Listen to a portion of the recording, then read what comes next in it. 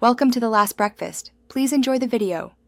In this video, I will show how to make French toast in an air fryer. First, gather your ingredients.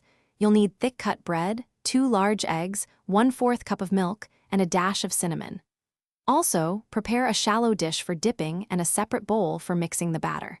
Preheat your air fryer to 350 degrees Fahrenheit for about 5 minutes to ensure even cooking. Now, let's create that delicious batter. In your separate bowl, whisk together the 2 large eggs, 1/4 cup of milk, and a pinch of cinnamon until everything is perfectly combined. Next, take each slice of bread and dip it into this egg mixture, making sure both sides are thoroughly coated. Let any extra batter drip off before carefully placing the slices into your preheated air fryer basket. It's time to air fry.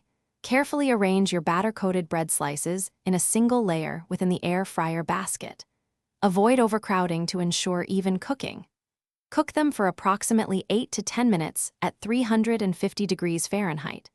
Remember to flip each slice halfway through the cooking time to achieve that beautiful golden brown color and a perfectly crispy exterior on both sides. Your delicious air-fried French toast is ready. For the absolute best taste and texture, serve it immediately while it's still warm.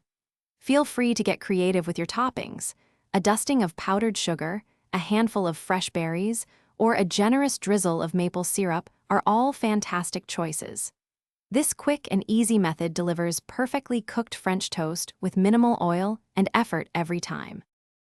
Thanks for watching. If this was helpful, leave a like and consider subscribing. See you next time.